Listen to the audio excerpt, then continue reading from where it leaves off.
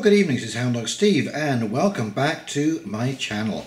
And a question that I was asked recently by a subscriber, Vicky down there in Kansas. Hi to you, Vicky, and we've actually become pen pals over the course of the last few months, is what am I doing to prep, to get ready for the big event, whatever that might be? And that's a very good question because I have actually been prepping for around about 30 odd years now. I think even when I was much younger, I had a feeling that there was always a need to be prepared. Maybe that was my time in the Boy Scouts, who knows. And I will say this from the outset, that I have always wanted to live on a farm. I have worked on many farms, horse farms, regular grain farms, hay farms, that kind of stuff. And so I have never minded that kind of work and that kind of lifestyle. And really, you know, farmers, you're always in a kind of prepping mode because you're always thinking of the following season, the next planting season, how you're going to feed your livestock over the winter time, all of this kind of stuff. How you're going to feed yourself. Most farms have their own little garden. So I guess I was kind of gifted in that light, but it doesn't matter what situation you are in your life, whether you be an apartment dweller, whether you live in an urban situation, like myself. I live in a small village, but I've turned my backyard into a bit of a farmyard, and because that's, as I say, that's the way I sort of want to lead my life. So I've made prepping sort of like a way of life. Because if you are pushing upstream, if you hate to do this kind of stuff, it will seem like nothing of a chore. It can take over your life, and it will seem never-ending. So, first of all, I think what you have to do, absolute minimum, you need to prep for 72 hours. Oh, and by the way, this video is going to be a little bit long, so I'm going to split these prepping videos into two parts. This is part one, and it's going to deal basically with what you should do to prep as far as food is concerned and other things to be taken into consideration. And then part two will be mind, body and spirit, which is a completely different issue but just as important. Now, I guess I first seriously started prepping was around 1999 when we were going into Y2K, and we formed a group, SEAL, Sustainable Ecological Alternatives for Living, and it was basically getting everybody ready, learning how to do things by hand, making soap, making cheese, sewing, fixing, repairing wells, solar panels, everything that you would need to survive off-grid, because of course that's what we thought was going to happen. The whole system was going to go down. And you know, the more we looked at what the government was prepared for, the more we realized that the government really isn't prepared for anything more than a short duration, localized anomaly. That's about it. But a long-term sustained situation, like a food issue, flooding, weather, it's okay as long as it happens in one area. There will be enough help to go around. But if it is widespread, as the situation now seems to be in the world with the weather, this is widespread crop failure, and the government is not prepared to deal with that kind of thing. So basically, you're on your own. That's the first big thought you have to get into your head. You are on your own. The government is not coming to help you. Okay? So what should you specifically do? Well, if you are an apartment dweller, for example, definitely 72 hours of food and water. And that actually goes for everybody, but in a long-term situation, what you have to do for your specific area is figure out what your worst case scenario is. Now, for me, for example, in Canada, it is 3 months of winter. Okay, that is the worst case scenario. Anyone can survive summer, pretty much. It's certainly a lot less arduous than winter is. Okay, and this was one of the things that came out of the Y2K and the SEAL group, was there were so many things that could possibly go wrong. You know, whether it be a comet hits the planet, or you know, a tidal wave, or calving off the Canary Islands, or earthquakes, or volcanoes or tornadoes. You know, I mean, it's endless. And that is why I focused on basically my worst case scenario. So 3 months of winter. It's going to be different for everybody. But figure out what your worst case scenario is and what you might need to survive that. Now I'm going to suggest that people maybe do some camping trips. One of the things I did was I turned off the lights, pulled the breaker after dark, and tried to get through the evening without power. And you soon find out, you know, where's that flashlight? Oh my God, the batteries are dead. How are we going to charge the batteries? Where am I going to get batteries?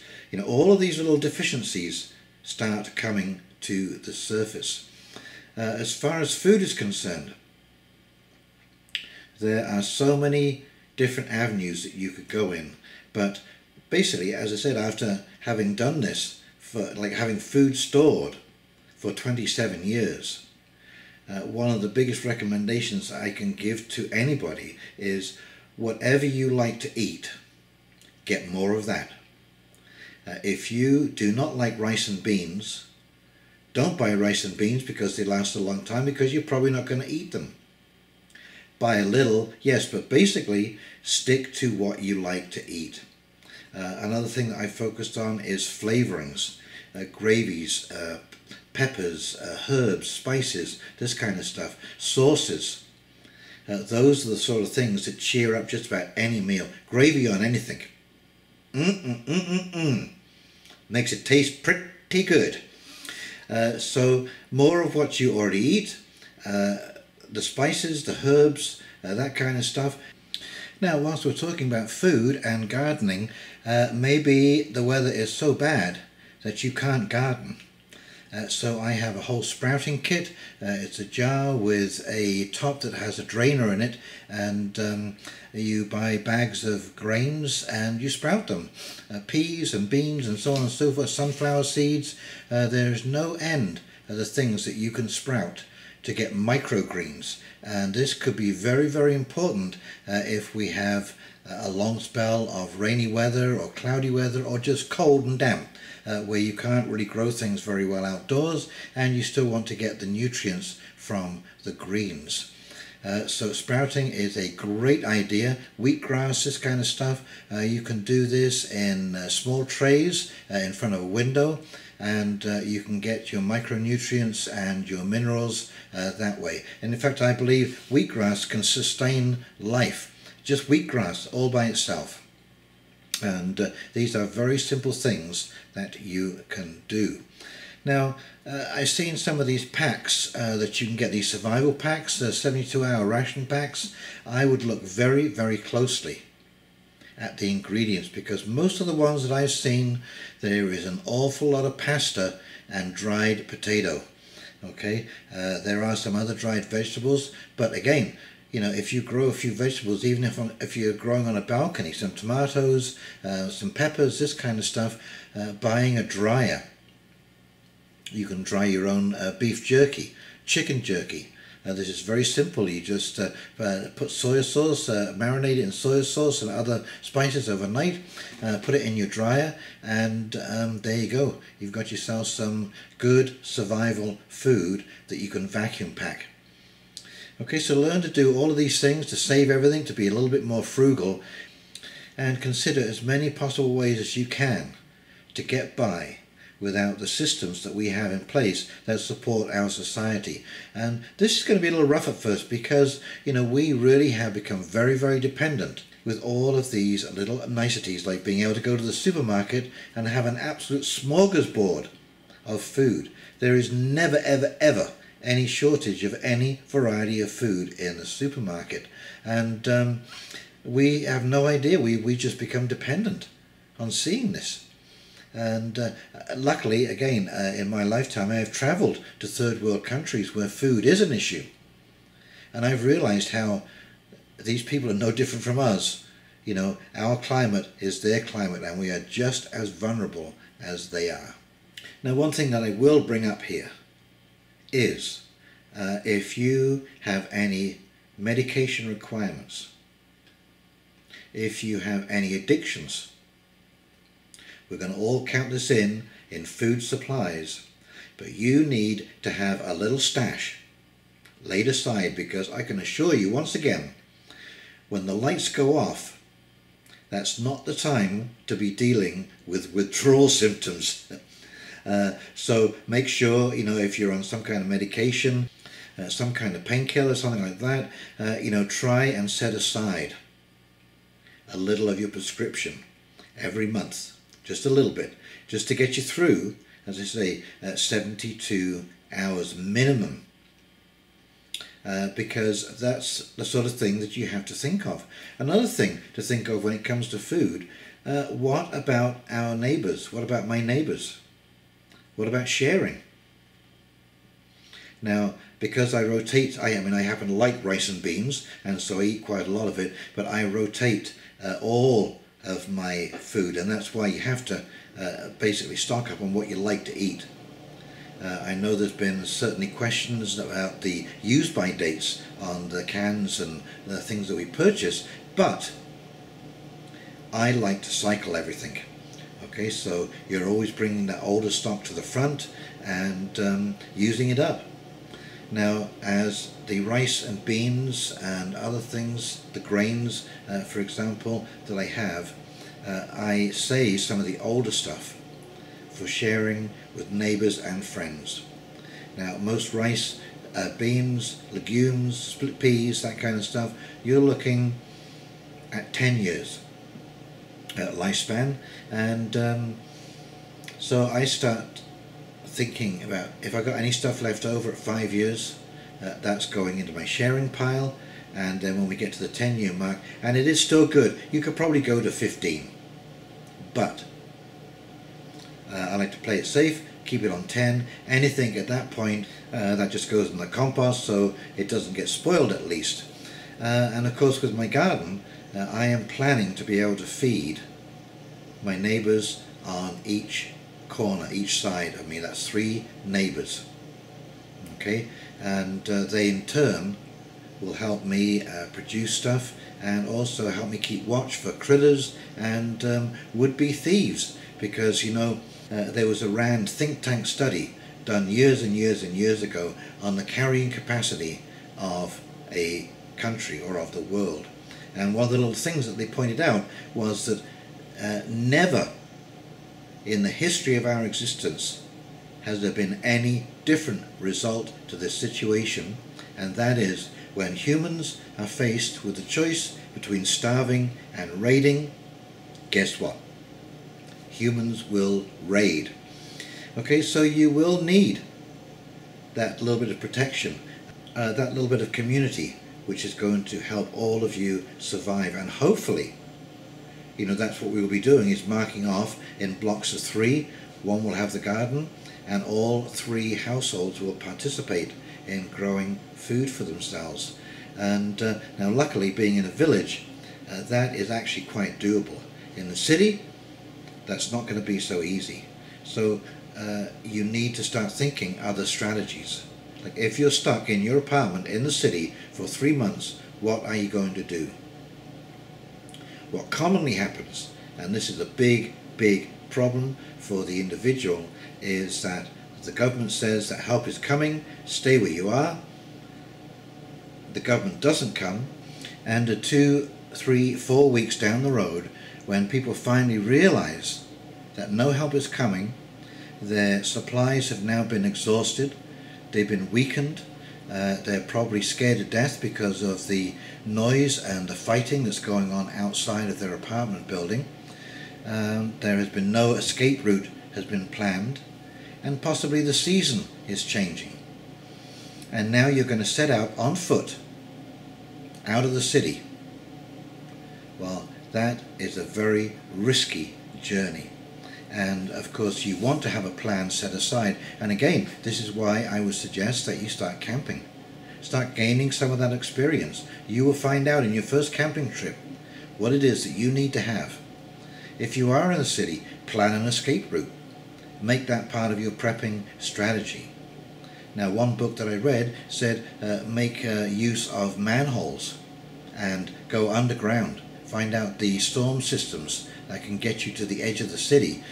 without having to go through what could be possibly dangerous streets at night time, or getting caught somewhere where you can't go forward or back.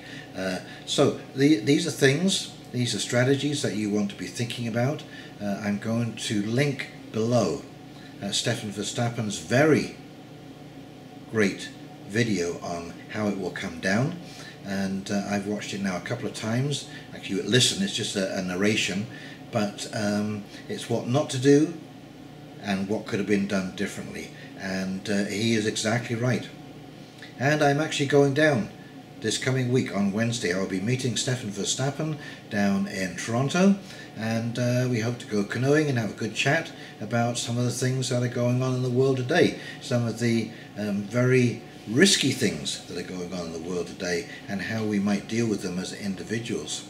But I certainly think that we have reached a confluence of events with weather, food and debt and money all coming together at the same time, and the systems of government are not going to be able to deal with all of it. So at any time, not just now, but at any time, it is always a good plan to be a little bit more self-sufficient, a little bit more sustainable, ready to stand on your own 2 feet, and able to make a decision.